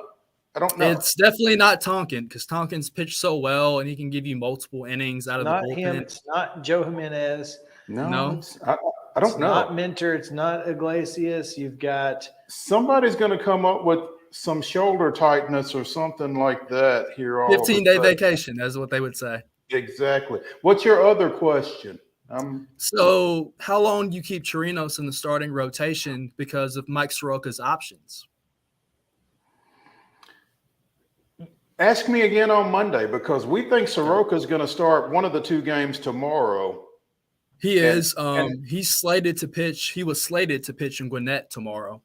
He's going to come up and pitch probably one of the doubleheaders, I would assume, because that doesn't go against his options. Right. So they'll be able to bring him up and then send him right back down. But I think they're waiting on Kyle Wright. I think that's the other question in Atlanta is when is Kyle Wright going to come back and be healthy? Yes. He would most likely take Kyle Wright going to come back. That's the magic question. That's the $1 million question. Yeah. And if he is, he's got to come back soon. soon to be able to pitch in the postseason. He's got to be on the roster at or before September 1st. So we'll see how that goes. David, besides your Robertson County Jamboree, you've got other action tonight. Is that right? Yeah, so White House Heritage and White House are squaring off at White House tonight in a scrimmage to just tune up for the regular season starting next week. Those two teams do not meet this year in the regular season, so no battle for the Rotary Cup this year, but they'll tune up as well. And then you have South Haven and community schools, obviously, and the Innovation Academy kicking off their regular season tonight down at Martin Luther King Park. So there's a lot of stuff going on in Robertson County. Everybody's kicking it off tonight. So interesting to see how White House Heritage does this year. First-year head coach Scott Murray coming down from Clarksville Academy. Another school quarterback battle. Seems like that's the theme of Robertson County so far. Deciding between underclassmen. You got a sophomore in Hayden Yandell and then a freshman in Scott Murray's son, Xavier. So quarterback battles galore here in Robertson County. But, White House and White House Heritage, you're talking about two teams that simply do not like each other. So I'm sure they're going to get after it tonight, and it's going to be a physical matchup. Even though it doesn't matter, it still matters, huh? It matters. Every stat matters. And, talking to Scott Murray a few weeks ago, he's trying to build an identity and culture there at White House Heritage. You're talking about a program that only won one game last year. So trying to be more physical, be more aggressive are things that he's preached throughout the summer. So we'll see how that tunes up tonight, and I'm sure we'll have a lot to say about it on Monday. Yeah, it's going to be an interesting night tonight for sure. And as you're getting ready for, obviously, a full season of high school football, you've got a couple of stories on the website. I want to point folks to, obviously, you've already got your week 1 predictions out, by the way. Yeah, he's way ahead of the game. He's Yeah, I saw the list for our Main Street staff, our 10 games, and I was scratching my head about some of those games down there in your area in Maury County. So I might have to send a text to Mo here, see if he can give me some inside information on what's going on down there. You can't have access to the crystal ball. No, we can't tell you about the crystal ball, but you may want to check in with somebody else. I'm not sure, because you're chasing Blaine Keller's 52 and 12 record last year. So yeah, that's going to be a tough mark to top. Good luck with that. Yeah. But you've also predicted the biggest games of each week, which I thought was a really unique angle to take for a story. And of course, week 1, Greenbrier Springfield. It's Greenbrier Springfield, and this is a big game to start the year. Obviously, what's Greenbrier feeling like against the Yellow Jackets? Because Springfield's been a power over the last couple of years. Yeah, for Greenbrier, they haven't scored in this matchup since 2018. Springfield's won 9 games in a row in the battle for the Pitt Carroll Trophy. So it's interesting to see this matchup, and that's why I had it listed as one of the interesting matchups, just not because of the rivalry, because of the dynamic that's going to happen next week at Springfield High School, where Greenbrier's coming in off a playoff appearance last year, the first since 2017. You got a senior quarterback, an all-region got selection last year, in Nolan Carson. You got a wide receiver / cornerback, a two-way player in Travaris Flood, another senior all-region player, and that dynamic going on with Greenbrier, where they're bringing back the majority of their roster. They're a veteran club under John Elmore. And then you have the dynamic of Springfield. You're losing 19 seniors. You're bringing in a quarterback in Parker Betts, who has only had 1 varsity start. So that dynamic of you're also losing your leading tackler on defense if you're Springfield. So it's the dynamic of Springfield has a lot of question marks going into the year, a young, experienced roster, where John Elmore is bringing in a Bobcat team that's really veteran-led. You got 2 seniors. So that'll be an interesting dynamic going on. It'll be real interesting, and I'm sure Coach Elmore will remind his team of that have not scored since 18 and how many straight losses and that kind of thing. So I'm sure they'll be on razor's edge for that one. That's going to be an interesting matchup. Excited about that one. That one's going to be a great atmosphere. Just 2 Robertson County rivals They're going to get after it on opening weekend. So that's a good matchup to kick it off. David, what's the team to look out for that maybe we haven't been talking about? Is Greenbrier that team to kind of to watch, or is there one who is under the radar right now up in Robertson County? Yeah, there's always seems to be an under radar team, a Cinderella story. Last year was East Robertson. You could say it's Greenbrier this year, but their region is so difficult. You're playing in the same region as the runner-up Firebirds of Pearl Cone last year. You got Marshall County, who's always a good team, good program, coming off a 10-win season. And then you got your White House rival coming in there as well. So that's an interesting region. Keep an eye on White House Heritage as well. Like I said, they're coming off a 1-win season last year, but new head coach and Scott Murray, just changing the identity of the ball club. Those are two teams to keep an eye on. I think a lot of people expect East Robertson to make some noise in 2A, but I would say keep an eye on Greenbrier White House Heritage this year. All right. David Wilson here with us in the Lee Company studio on Main Street Sports Today, presented by Mid-Tennessee Bone and Joint. What time tonight? We're going to kick off the first game at 4:15. That's Houston County and DCA.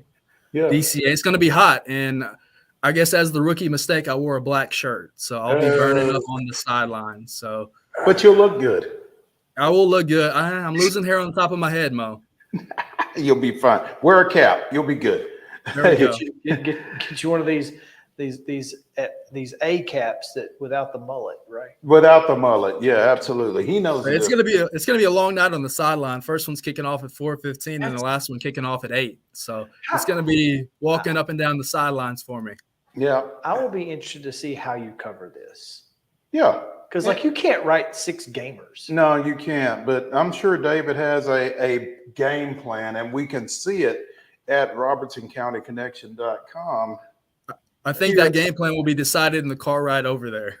There you go. It's like you figured. I'll be interested to see how you attack this thing, David, and we're looking forward to it. Looking forward to great coverage from you all year long. It's going to be a great season of football up there for sure, and we'll be checking in with you throughout the year periodically, and we'll bring you in on some Braves chatter for sure. Please do. There are 31 games above 500. But last night's loss or yesterday's loss really hurt me for some reason. It's just, they play so well against the teams that are way above 500. But for some reason, they can never beat the teams below 500. The A series just ripped me apart. It's so frustrating. It is the most frustrating thing that I deal with as a Braves fan. It's tough to watch. The good thing, though, is they won't see any of those teams on the playoffs. Fair. That's interesting. If the playoffs started today. If the playoffs started today, they would face the winner of the Giants-Phillies series. And I don't know if I would want to face the Phillies again in a short series with the pitching that they have. Yeah. It's going to be interesting to see how this next 6 weeks or so plays out. But, David, hydrate. We'll catch up with you. All right. Y'all have a good rest of the weekend. Thanks. All right. Let's mention a couple of high school football things that we have. Last night, you and I made the trip down to the Berg, Lawrenceburg. And Lawrence County Mount Pleasant varsity played a half of football that took an hour and a half to play. Because they called all their timeouts. I think they all got 4 too. I'm pretty sure both teams had 4 timeouts last night. Well, there was one timeout that didn't get taken. The first timeout that Lawrence County called was after a penalty that was motioned in the wrong direction. And so I think they wiped that timeout off afterwards. So, yeah. It still took a lot of time to get that right. It was like, goodness gracious. It took way longer than it should have because I guess the officiating crew was in preseason. Hey, everybody needs a jamboree. Buddy. It's early for everybody. Yeah. But you know who else it was early for? Lawrence County Special Teams. Tough night. Tough night for them. But to be fair, they're not the last team that Mount Pleasant is going to do that to. Yeah, so long as you don't just, tell everybody the game plan. The game plan's out there at this point. Yes, Darian Mesa. Knowing it's only half the battle, though. That's right. You can know how to stop somebody, but that don't mean you can do it. Yeah. Darian Mesa with a punt return for a touchdown. 85 yards. As well as another kick return down to the 2-yard line, right? No. Mesa had the 85-yard punt return. Kevin Cooper had an 84-yard kickoff return for a touchdown and a 59-yard. Okay, so that was Cooper as well. Yeah, that was Cooper to the 2.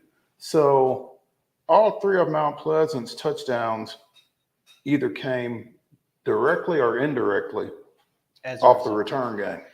Yeah, so watch out if you're going to kick to Mount Pleasant, you better have your stay in your lanes. Yeah, stay in your lanes, and you better be ready to go. But a big win for Mount Pleasant, 19-14 over Lawrence County. A 5A Lawrence County team that, I feel like is going to do some damage this year. I mean, they were 6-4 last year in that 4A region that David was just talking about with Greenbrier and Pearl Cone and Marshall County. 6-4, missed the playoffs.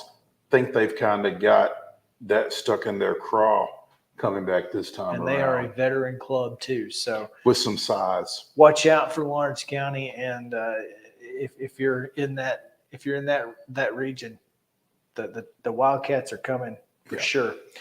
Let's take a quick break. We continue our SEC football preview coverage on Main Street Sports today, and we have got Michael KATZ coming your way. Don't call him Nashville. We'll be back after this on Main Street Sports today in the Lee Company studio.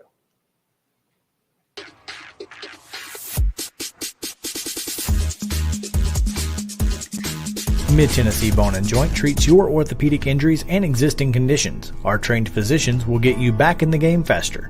Contact us at 931-381-2663 or www.mtbj.net.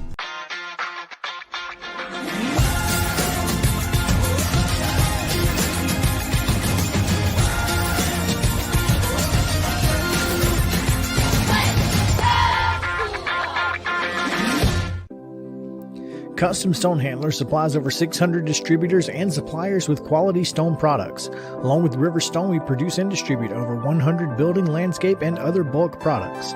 Our goal is to provide quality products, service, and partnerships to ensure our customers' success. We firmly believe that the measure of any person or company is how they treat other people and customers. Give them a call at 931-490-4990 or visit CustomStonehandlers.com. With Lee Company technology, the best handymen are hands-off. Lee Company techs have been using visual findings and other smart technology tools for years to add transparency and virtually take customers along. You see what we see, whether we're in a crawl space or on a roof. With Lee Company, technology helps us help you, no matter what's happening in the world or at your house. You can't see the sights without the sounds. From the crack of the bat to the roar of the crowd and everything in between, discover what Hit City has to offer. Spend your nights cheering on the Nashville Sounds at First Horizon Park with giveaways, fireworks shows, theme weekends, and more. Single game tickets are on sale now. Visit NashvilleSounds.com to claim your seat today. Piggly Wiggly, located in Neely's Mill Shopping Center, is Columbia's locally owned and operated Cost Plus 10 grocery store dedicated to serving the community with low prices and smiling faces. Piggly Wiggly offers fresh, hand-cut meats daily as well as daily hot plate lunches from their deli counter. You're certain to see smiling faces and a helping hand when you're here at Piggly Wiggly. Come by and check out our fresh produce, high-quality meats, and more. Down home, down the street, we'll see you at the Pig. Mid-Tennessee Bone and Joint has been the official sports medicine provider for Maury County Schools for more than 40 years. We specialize in orthopedic service, and our Ortho Quick Walk-In Clinic lets you bypass the ER. Visit us online at www.mtbj.net.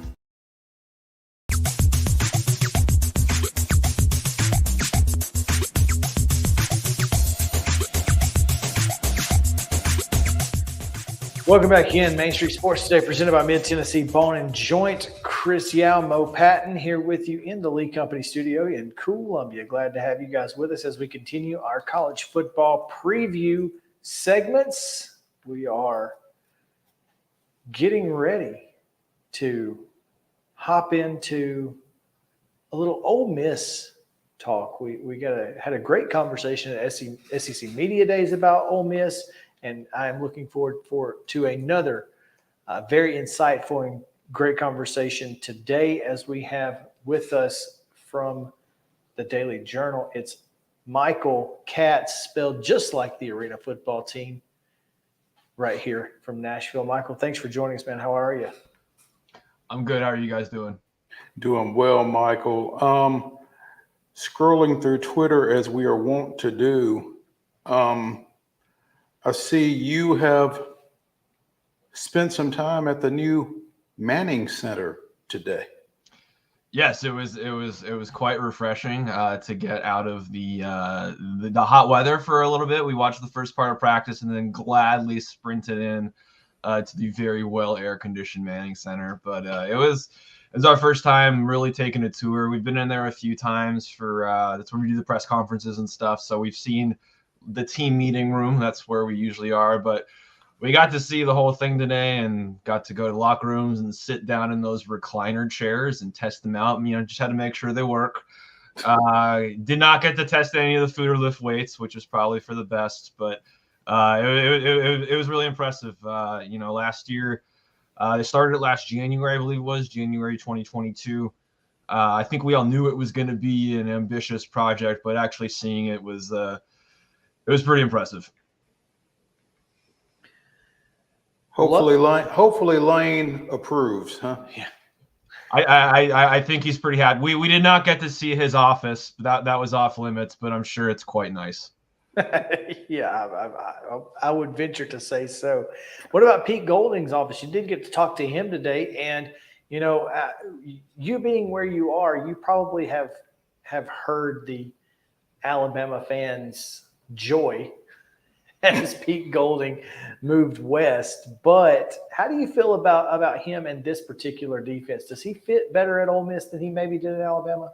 It was interesting because this was our first time getting to talk with him the way Ole Miss works. And it's my understanding this is how it works with Nick Saban in Alabama, is that you really get the coordinators once a year. It's in preseason camp. And that's pretty much it, unless you are in a major bowl game and you have obligations to do those sorts of things. So, this is only the second time ever we talked to Charlie Weiss Jr. Today as well. So it's the second time we've ever seen him. It was our first time ever seeing, Pete Golding. And, that has been brought up, the Alabama sort of, the different perspective that Alabama fans have on Pete Golding compared to how Ole Miss fans seem to be reacting. I think you can't deny the success in terms of, the points per game and all that stuff we're great at Alabama. That's I think part of it is there's such a high standard there in terms of what they have done historically. And when it was bad, it was kind of bad last year. All things considered, though, you take those numbers every time. And I think Ole Miss, with where they're at as a program, you know what you're getting from the offense. When Lane Kiffin is in charge of your team, you're going to score points. You're going to average around 35 at least. You're going to get good quarterback play. You're going to run the hell out of the ball. It's that part's always going to kind of work itself out. It's always been, can the defense hold up its side of the bargain? And so in talking with him today, it was interesting to hear his philosophy about, not being, set in stone in terms of what your defense looks like and the ability to adapt. And, those aren't necessarily things that we've heard in recent years. And I think that's refreshing for players. I know it's refreshing for Lane. It just seemed like it was a good decision for Golding and his family. His wife, I believe, went to Ole Miss. He told us he's been in Mississippi before.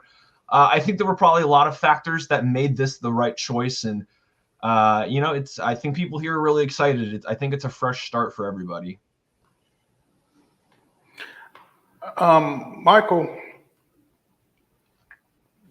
what is the read on the quarterback situation at Ole Miss at this point? I mean, Jackson Dart returning, Spencer Sanders transfers in, Walker Howard transfers in. Is it Dart? and everybody else, or how is that shaken out, or do we know? Well, yeah, I mean, I think that's part of the master plan is that we're not supposed to know. But I think anybody who, we were there in the spring. We've been there these first couple weeks. Our practice access is dwindling as things move along, which is, to be expected. We don't want to show us the secrets and whatnot. But, Jackson Dart had a really good spring, and he's had a really, really good fall so far. I think there's this notion that Jackson was like really bad last year, and he really wasn't. He threw for almost 3,000 yards. He threw 20 touchdowns. He ran for 600 yards. Were the interceptions a problem? Yes. The turnovers were a big problem for Ole Miss. They threw 12 picks, I think, as a team and had 9 lost fumbles. That was a team-wide issue. And so he seems to have cleaned those things up. I know during the spring he turned the ball over once through all the practices, and in the spring game, he's been in command. He's looked really sharp, and players and coaches have just had nothing but good things to say about the steps that he's taken. I think coming from that air raid at USC was a little bit bigger challenge than we might have thought coming in. I talked to Jackson a couple of weeks ago, and he said he had never done RPOs in his life, and that's coming in. That's all Ole Miss does. It's their offense is so predicated on that. So I do think it was a learning process for him. He was 19 for most of last year. I think he's got to be close to 20 now. But I think he's taken the steps that you need to see. Of course, when you bring in Spencer Sanders and Walker Howard, Spencer Sanders, the guy who started 4 years at Oklahoma State and was a first-team All-Big 12 guy who I can't imagine he came here to be the backup. He came here for a reason. So I've always been on the side of, if Jackson made the improvements he needed to make, he was going to be the guy. From my bird's eye view, he's made the improvements. It's hard for me to see him not being the guy, but at the same time, you can't count out a guy like Spencer who. He's got 1 year left in college football. You don't transfer somewhere to sit on the bench and hold a clipboard. So I think Spencer thinks he can be the quarterback too. I hate using the coach speak. It's a good problem to have, but the quarterback room is really, really impressive. It is a good problem to have, and you don't. These days in college football, you don't typically see those type quarterback rooms because folks, if they're not starting, they're departing pretty much. So it's coach speak for a reason, and I feel like it probably is a good problem to have. Regardless, whoever the quarterback is, it's got to be a little easier when you look over your shoulder and see number 4 back there, Quinshon Judkins. Yeah, he's impressive. I don't love using superlatives, but I can't see there being many better running backs than him in college football. I know the numbers are great, but even just watching Quinshon play, it's impressive. And he did all that as a true freshman last year, setting the Ole Miss single season rushing records with 1,500 some yards and 16 touchdowns. And the crazy thing is he's gonna get more involved now. He's evolving as a pass catcher. It was funny talking to him and Lane over the last few weeks. Is when you're a freshman and you are learning this all on the fly, like you don't have time to work on the little things because you're making sure you're lined up in the right spot. Now that he knows it's not like he didn't know what he's doing, but now that he's more comfortable with it, and Jackson Dart's more comfortable with it, now they can work on the little things. It's pass protection, it's running routes, it's lining up in different spots. Lane didn't want to make the comparison in terms of the type of player, but he brought up the jump Reggie Bush took from his first year at SC to his second year, in terms of you saw Reggie do simpler things as a freshman, and then as a sophomore you saw him evolve and do the things that we knew Reggie Bush for as a receiver, is doing all of those sorts of things. And again, not to put Quinshon in the Reggie Bush rarefied era, because Reggie Bush was as good of a football player as I've ever seen. growing up in Southern California, it was a pleasure to grow up with watching Reggie Bush. But I think the idea is that Quinshon is going to be even more well-rounded, and that's a pretty scary thought for the SEC. It is. And when you think about some of the running backs that have come through Ole Miss, for him to have built, gotten to the point, to the degree that he has in that program in this short a period of time, it's really impressive, I think. Yeah, I mean, you look at, Deuce McAllister is one that comes up. They've had guys drafted recently that didn't touch those numbers. Dexter McCluster, Jerry Neely recently, Snoop Connor, all these guys who have played in the league or are hanging around, they did not touch the numbers that Quinshon put up. It was, we came in last season. We knew Quinshon was good. We saw him in the spring because he enrolled early. And we just kept seeing this number 4 back there, and he was getting meaningful reps. And you guys know, you take everything with a grain of salt in the spring and in the early parts of fall, because, you see what they want you to see to an extent. But it was just interesting. It was hard to ignore him. And, they brought in Zach Evans last year. We thought Zach was going to be the guy who ran for 1,500 yards. I mean, he was the 5-star kid who started his career at TCU, and he battled some injuries last year. But he ended up getting drafted by the Rams, so it's not like he was a disappointment. But, Quinshon was just there every week. And, you see him run for 100 yards in that first game against Troy, and you're like, okay, well, it's Troy. Troy ended up being really, really good. Mm-hmm. And then he does it again, and then he does it again, and then he does it again, and it just kept building. It was really impressive, and the fact that he might be even better. He's bigger and stronger. It's scary. Got a really good defense this year, and I keep going back to the defense, but a couple of big time players when you're talking about Kari Coleman.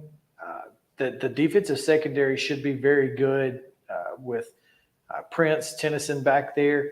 But defensive line, let's talk a little bit about them, because, one, you've got a good story on one of those defensive linemen. But this is going to be kind of where they set the tone on their defense. Yeah, and that's, Lane has talked about this. When he got there, they didn't necessarily have SEC caliber guys up front, and that is where games are won and lost in this league. That's where it's just where it happens. And they have really tried to build that defensive and the offensive line too. They have really worked hard to improve those units. And it's probably the deepest defensive front that they've had, and it just seems like they keep adding guys, and there's a lot of different, and there's a lot of pieces that can do a lot of different things. But you bring back your two ends, Cedric Johnson and Jared Ivey, who were nice players last year, and you bring in your defensive tackle JJ Pegues, who was a transfer last year from Auburn. He's an Oxford kid who played tight end at Oxford High School and was a 4-star guy who wanted to come back home. And you bring in guys like Josh Harris, who's one of those massive, just big-bodied guys you need up front. He was an NC State guy. It was interesting today talking to Pete Golding, though, because you think of Alabama. I mean, who was their best player the last couple of years on defense has been Will Anderson, who is the best pass rusher in college football and could do a bunch of things. And I asked him, is there somebody on this roster that you need to do that?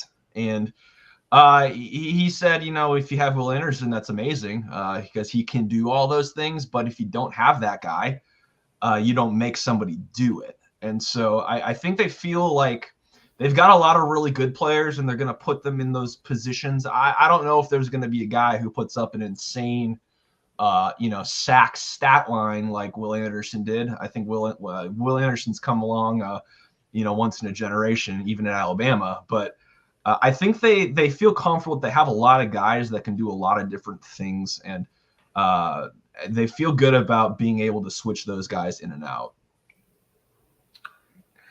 Should be an interesting year for Ole Miss, but obviously, as long as if they can hold opponents to just 16 sacks again, I feel like they'll have a solid opportunity for a really good football season. So, Michael KATZ of the Daily Journal up in Tupelo. Hope things are safe and well on I-22, and we appreciate you taking some time with us and looking forward to maybe getting back with you as the year progresses. Absolutely. Thank you, guys. Appreciate it. Thanks, Michael.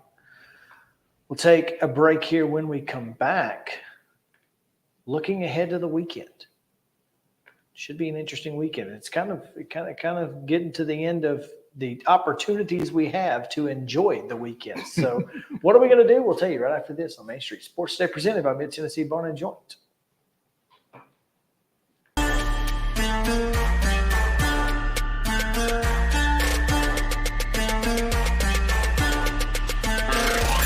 This is Chris Yao with Main Street Sports Today. Every show, Mo Patton and I welcome friends from all across the sports landscape, from high school coaches and reporters to national, college, and pro sports personalities. You never know who might stop by for a chat.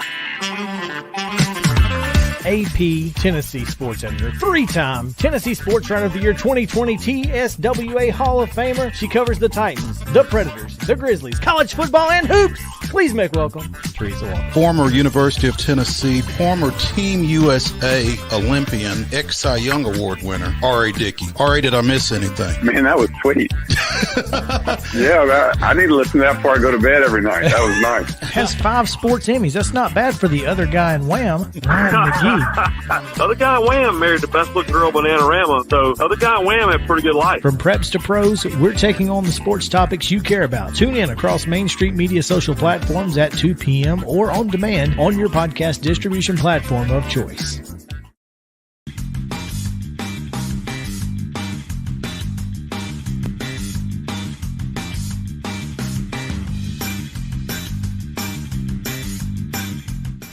Time to look ahead to the weekend here on Main Street Sports Today, presented by Mid-Tennessee Bone & Joint. Chris Yao, Mo Patton, and it is Friday. Mo, I don't know if you have had an opportunity to sit down and watch the Johnny Manziel. I have not. Told. But this thing is apparently bombshell after bombshell.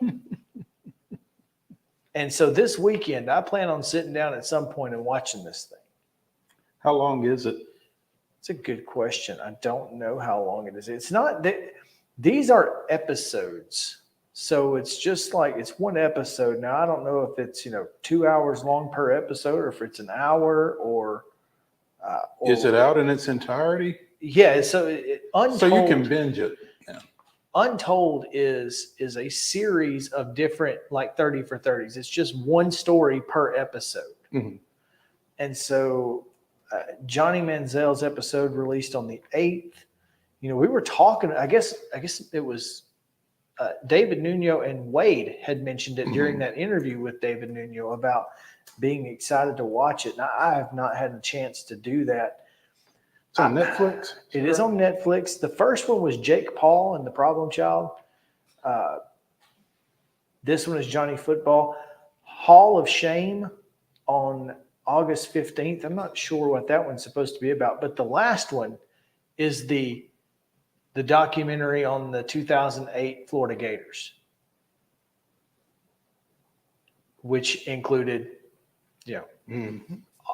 all of the craziness that was Urban Meyer, Tim Tebow, and Aaron Hernandez, and all of just an insane group of people. So I'm looking at an article from earlier today on the Houston Press, and apparently it's a 70-minute episode, Untold Johnny Football, and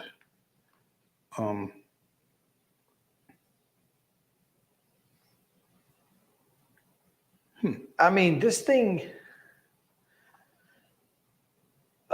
apparently According to an estimate, Johnny Manziel's Heisman Trophy victory was worth $37 million of free publicity to Texas A&M. I was tired of not having any money, Manziel says in the documentary, and I sure as hell saw 45 million number 2 A&M Adidas jerseys sold. It didn't make any sense, and I had a bone to pick. I had a deep hatred against the NCAA. Now, do you remember the Nate Fitch story where dude was paid like $3,000 to sign autographs in Miami? And the king of autographs like showed up and there was a whole big to-do about it. I have this. First of all, it comes out in this documentary that Johnny Manziel's family is not rich. That whole thing was made up because he was getting paid to play. And so the narrative of Johnny comes from oil money is BS. That's why, like, I only have bits and pieces of this thing, and that's why I've got to sit down and watch it, because it's 70 minutes of apparently just bombshell after bombshell. Well, apparently, because that was the rationale at the time. And again, I'm looking at this article, and it says, that everybody was making money except Johnny Manziel. Kevin Sumlin got a raise. Cliff Kingsbury got the Texas Tech job. The school raked in $740 million in donations.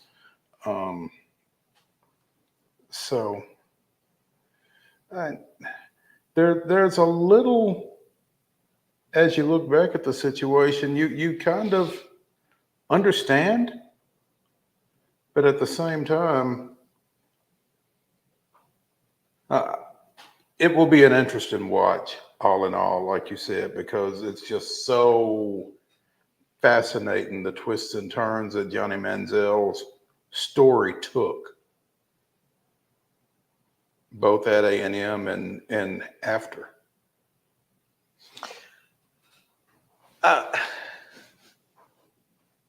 It's I'm gonna, like I said, I'm gonna watch it. I'm probably gonna watch some other stuff too. I have not had a chance. The final season of Jack Ryan is on Amazon Prime. I'm gonna watch that too, but for whatever reason, these documentaries are great. I think the 30 for 30s, the E60s, this Untold stuff, these are awesome. But someone mentioned something to me the other day, and it blew my mind. And when I got to thinking about it, when's the last time you saw a good sports movie? Like, put it out there like it's supposed to be a blockbuster type thing, like a legitimate sports movie that wasn't necessarily based on a true story. Draft Day? That's it. And that was in like 2016. Trouble with the Curve, I think, came out around that same time as well. Mm-hmm. I think 2016 was the last time that we had a really good sports movie. And it's kind of making me mad. Because that's also the same time that like Marvel started doing their stuff. Oh, no. Wait a minute. Did you see that movie, Adam Sandler's you're talking about movie? the Diamonds? No. Hustle. No. Hustle. Was that the name of it? Hustle is the name of it. Yes. Yeah. It was about him being a sports agent. Yeah. Okay. Okay. I'll give you that one. Yeah. That's with Adam Sandler and Queen Latifah. Yeah. It was a very odd pairing. But it worked. It was a really good movie. Yeah. It was a really good movie. I mean, Adam Sandler playing a straight guy is really hard to like. And I know that it's kind of like Billy Ray Cyrus, it's hard to see him do anything but Billy Madison, Waterboy, Happy Gilmore type characters, but he does a really good job when he plays the type of guys that he's been playing recently. Hustle was really good. Hustle was good. Yeah. But I was thinking there was another one that involved the Boston Celtics, and he was like a fencer or something, where he Justin, what's the name of that movie? You know it. Come on. Hook me up. Something about diamonds. And I can't think of the name. I think I heard about the one with Kevin Garnett. Uncut Gems. Uncut Gems. But Kevin Garnett is in the movie. Like he makes a cameo in it. So that's what I was thinking. But yeah, Uncut Gems is that one. But yeah, I mean, this weekend is just going to be one of those where I think I'm just going to end up watching some TV. I'll watch a little bit of the Titans on Saturday, just because what else do I have to do? Well, the Titans are on at the same time as Game 1 of the Braves-Mets doubleheader. Like I said, I can't watch the Braves.